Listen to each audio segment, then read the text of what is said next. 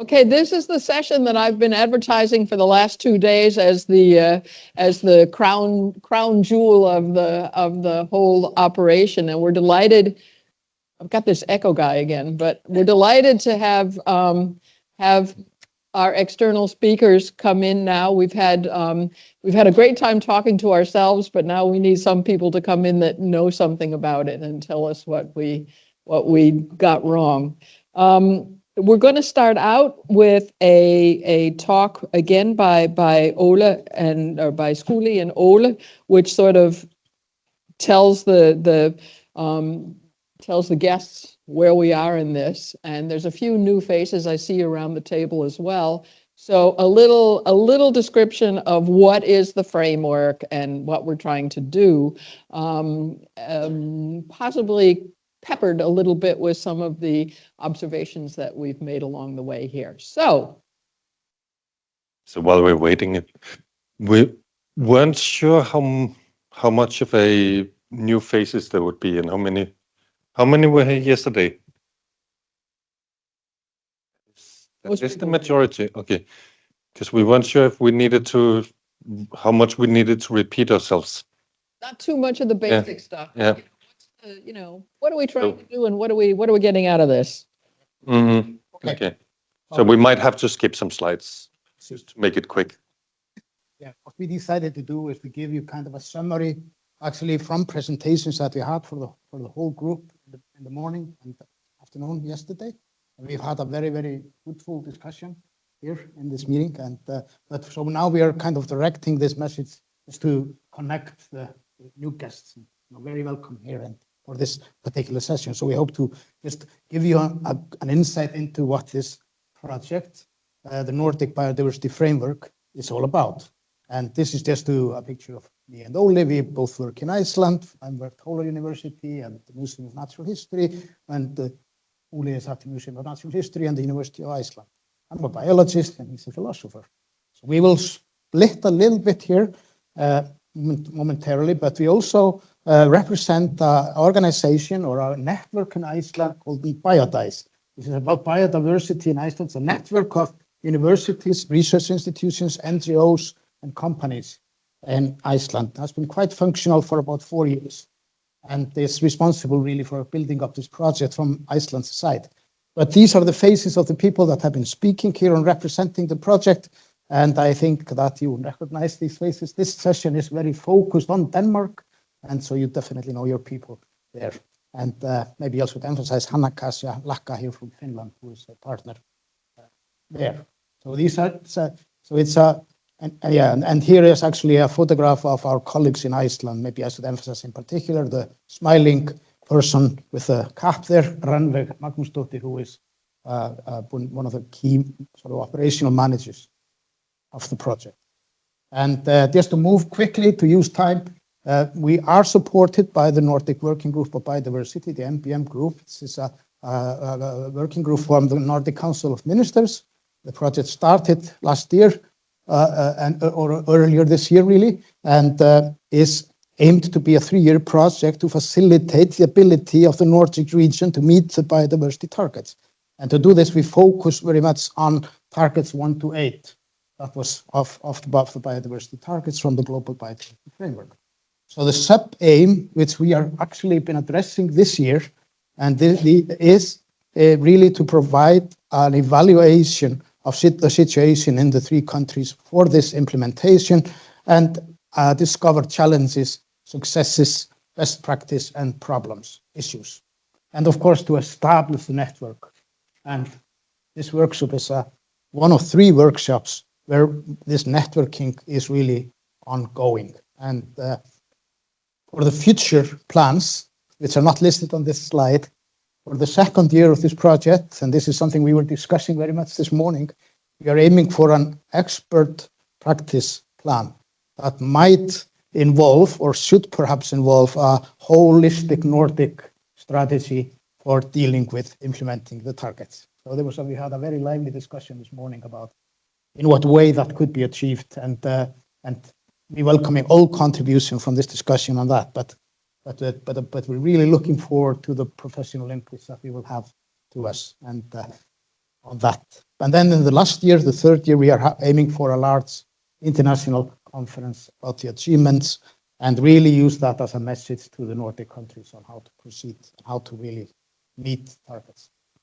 But Ole is going to take a few slides because we have this. So these are all slides from yesterday. So I don't, since most of you were here yesterday, I don't want to spend too much time on them, but just emphasize the key message is that we have multiple planetary crises. It's not just biodiversity, it's climate change, it's pollution, it's many other things.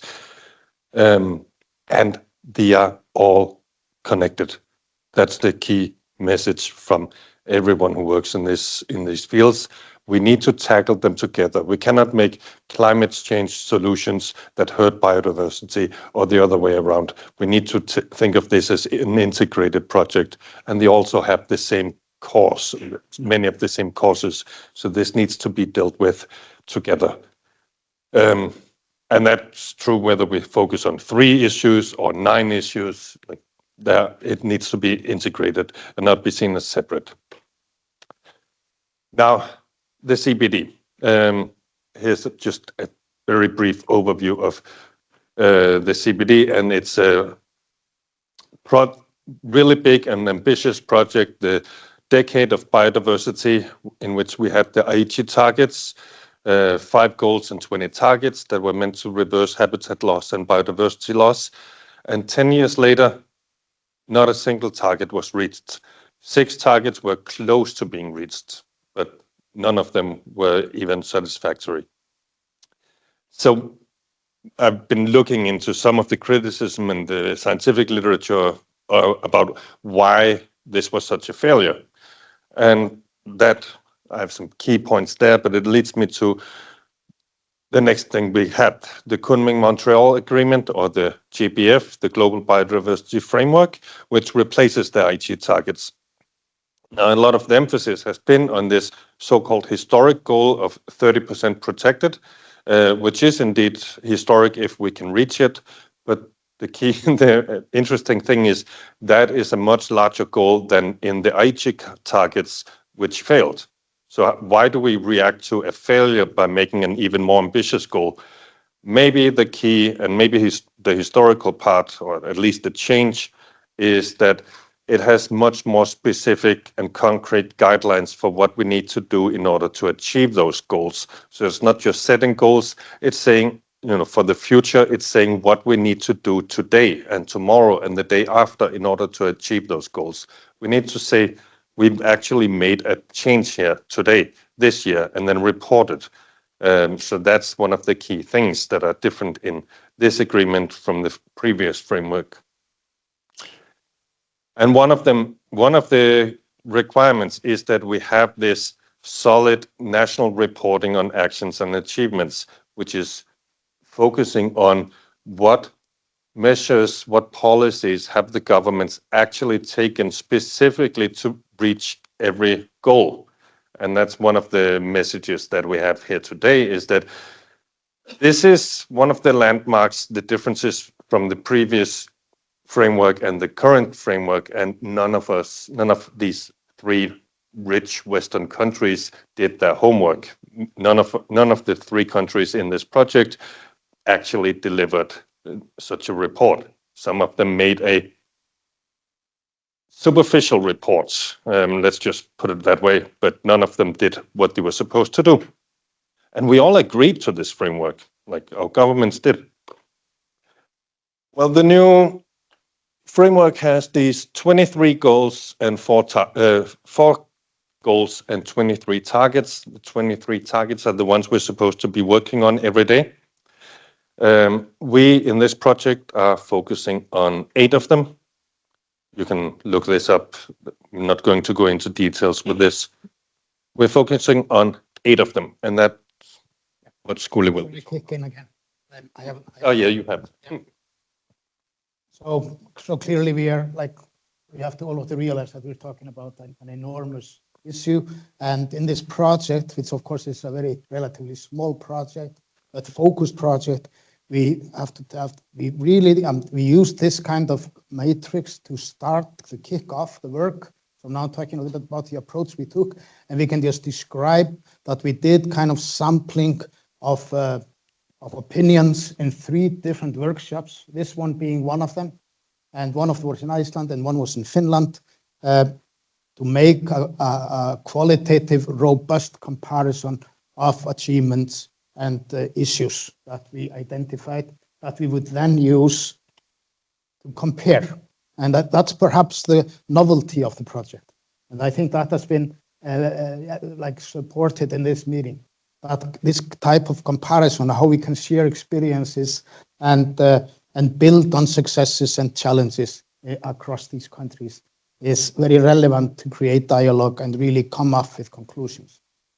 So in parallel to this project, we actually had a support from the Ministry of Fisheries and Agriculture, Ministry of Food, Agriculture and Fisheries in Iceland, to do a much deeper surveys of all of their documents on how, in what way they were able and were actually implementing the GBF targets.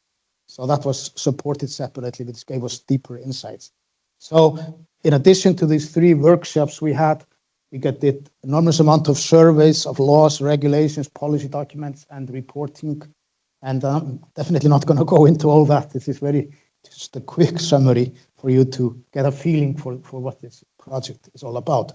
So we selected a few examples here about what is sort of what we can identify as focused actions and achievements or not achievements. Ole already mentioned that Denmark, Finland, and Iceland really didn't meet this NBSAP, National Biodiversity Strategy and an Action Plan that was supposed to be delivered at COP16 this November. It's just kind of sad.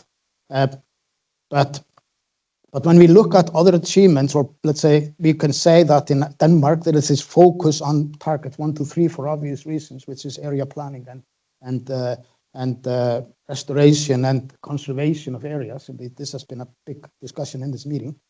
We also have a very strong framework with the Biodiversity Council and new legislative strategy here that we will hear more about, the formation of a new ministry in relation to the Grønne Trepart. We have similar structures in place in Finland. So infrastructure in Finland and Denmark is much stronger than in Iceland. So in Iceland, we are still developing this NBSAPs, and we had a special presentation about that yesterday from Iceland. But we have some very interesting projects that are going on in Iceland, like this particular effort of this big ministry there of food, agriculture, and fisheries, which is also leading us to many of the things that have come up in this meeting about siloing and how ministries need to work together and such things. So, but here is a quick survey of what we identified, and I would like to say this is what we wrote before the meeting. So this has come up and many other things in this workshop as important issues. This reporting problem is clearly a major issue, and for such civilized and democratic countries, it's kind of a shame to have to acknowledge this, that this is not prioritized by our governments. We also see this integration of meeting threats of biodiversity being problematic, as Ole mentioned. We look at that as one of the issues, although there are some really interesting examples, especially here in Denmark, in relation to climate and biodiversity that have been achieved.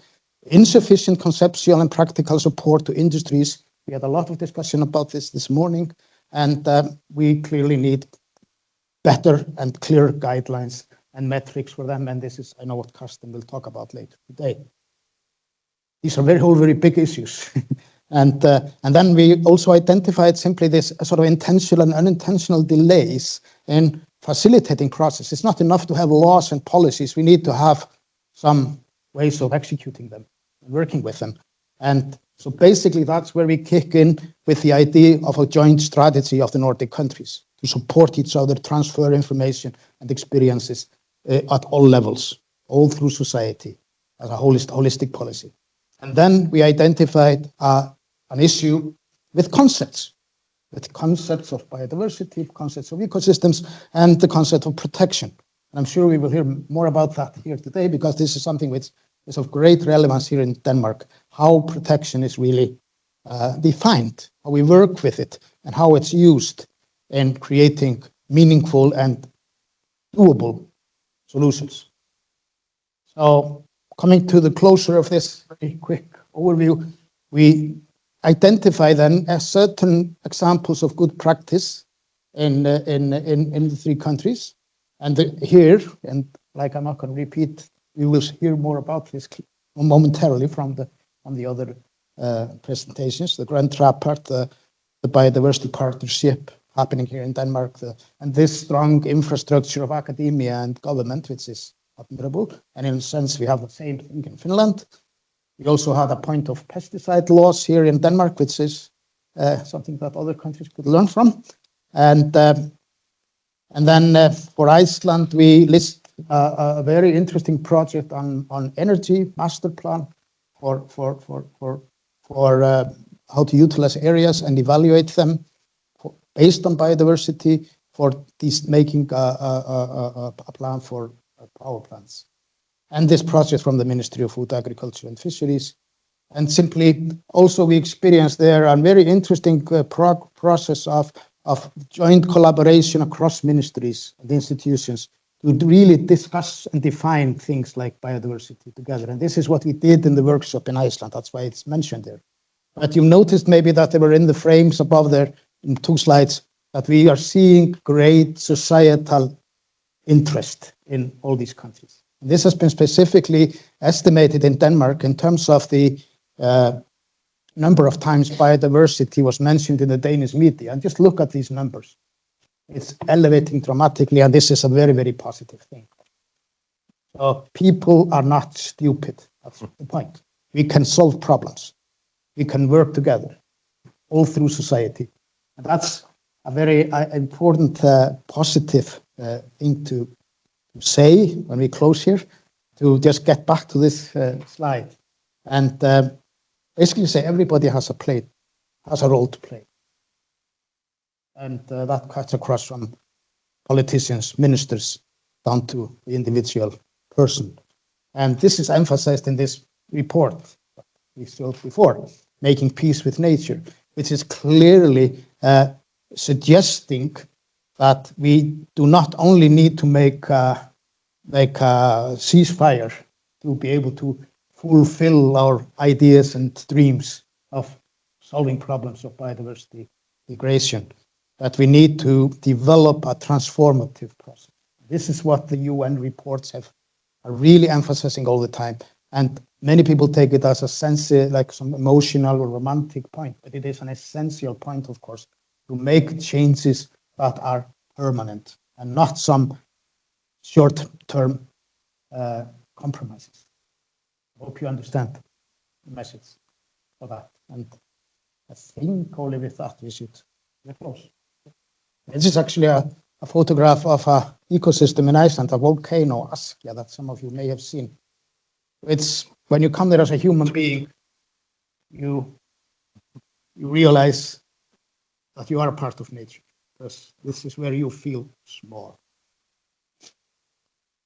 But there are lots of nice little plants living in this desert. Thank you very much. I have a research project which is based in Iceland, paid by Carlsberg, but it's got not only the scientific goals, but it also wants to try and make collaboration between the scientific communities in both countries. So it was on that wave that, I was in Iceland for rocks, and Skúli contacted me and said, would you? And I said, well, then I can't really, because I'm in this group with, it really is Mr. Biodiversity in Denmark. So I dragged poor Carsten kicking and screaming into this.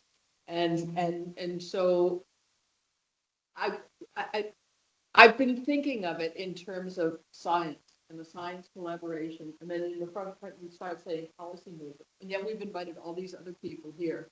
And how do you see, Skúli, do we have a role in terms of other players on the field, businesses and so on? That's why I'm focusing the discussion this afternoon on the role of non-state actors in trying to preserve biodiversity. But there's such a network as this. You see this network,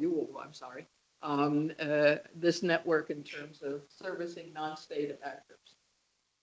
or drawing from non-state actors. It doesn't just have to be service. I'm the one that's been screaming two-way street all day. Absolutely. I would say that, you know, the philosophy of us is whole of society. And that's quite, and we have been using in this meeting the term participatory management plans, and the participation there from everyone, from non-state, non-government organizations is part of it. And because we are presenting it in such a broad manner, we have, just to give you like why I can say this, is that when we've had the workshops, like for example, the workshop in Iceland, where we had all the ministries together, that was actually an invited workshop. It was not an open workshop, but it was, we had a rain of emails afterwards saying, can you come to us and talk about this and explain biodiversity? And, you know, that's where the scientists sort of, me at least, and philosopher and Ole kicked in, and it boom, boom. So we were just all over the place. We are fortunately with more people giving presentations on teams or visiting organizations, institutions of various kinds. So I think that I'm not just saying this to flatter you, you know, like non-governmental organizations, but companies were also involved. We went and did an introductory presentation at Iceland's largest energy company, which is actually able to destroy Icelandic nature just like that. They really want that sometimes, some of them. So, and they're listening. And they're also listening to the messages from the European Union that were discussed here this morning with all these biodiversity bookkeeping standards that are now being implemented. So I second what Catherine was saying about companies and industries. But to the question about why the Nordic, I think that there are some reasons, because Nordic collaboration institutions and facilities already exist. So it's good to build on something that already exists. We have the Nordic Council, we have the Nordic Cooperation, we have common Nordic research facilities and all funds. Like this project wouldn't have existed without funding from the Nordic Council. So it's good to build on something that already exists, because the whole idea is to facilitate cooperation. Also at the political level, and research and everything else. But then another reason, I think we're comparing 3 countries here who are in the Nordic region, and we could have expanded it to other countries. But from a more scientific or conceptual point of view, it could have been 3 random countries. They didn't have to be Nordic, because sometimes something interesting comes out when you just look at differences and similarities between 3 different things, and then see what are they doing good. What is the reason they're doing it this way? Or it's because they have actually different nature or different pressures on nature, and that they need to deal with. Like Denmark needs to deal with this intensive land use. We don't have that so much in Iceland. That is reflected in some of the policies, and you know, so you learn something about yourself when you look at other people. I'd just like to throw in also, and actually citing what you said this morning, Catherine, that we do have already identified, and now it may sound obvious when I say this, but we see that Denmark and Finland have much stronger infrastructure for working with these issues than Iceland. But Iceland has biodiversity, it has touched nature, and we have enormous amount of capacity to be a case study for biodiversity generation, maintenance, ecosystem function. And this is what we are presenting a lot. So it sounds obvious, but we can clearly then learn from Finland and Denmark. But this meeting, this project, gives us the impetus to go to the ministries in Iceland and present this. And perhaps even somebody from ministries is there online listening to what I say. Because, you know, we have these messages now. So it's not just about having an opinion. We have talked about the difference between facts and opinions here. It's a matter of having the power and path to bring them to the ears of the people that need to hear it and do it. And I would like to say also that our experience, and I'm very much influenced from this, from having people from 9 ministries together in Iceland, talking about trying to break barriers of silos, was just so wonderful. And we had them read over the report we wrote, which was all about how little they understood biodiversity and all that stuff. They said, yes, fine, no problem. I can co-author this report. So their names are actually on the front page of the report. This is what they said, not us. So that's learning by doing. Super. Thank you very much, not only for your contribution here and Ole, but also for everything you've been doing for this. And it is your baby. You put it in C. But you asked me to remind you to say that people are welcome to contact us. Yes, good point. Yeah, because we are not that many, and it's so wonderful how many of you yesterday and this morning have participated in the discussion. I think it's an unusually high proportion of people that have commented both from online and here in the room. So we welcome comments from you. Just send us emails, and you can find everything about us in Iceland at least. Well, let me put it this way. We will put a page up on biodice.is as soon as possible. We'll provide emails where you can send comments. Does that sound like a plan? Sounds like a plan. Otherwise, Sounds like you're delegating work to other people. Emails with thoughts that you're developing and have developed, and you haven't maybe been able to say it. Please share it with us. We would really love that. And we'll put up that page. Thank you. Thank you very much. And thanks for the collaboration. And Anna Kasia. Thank you.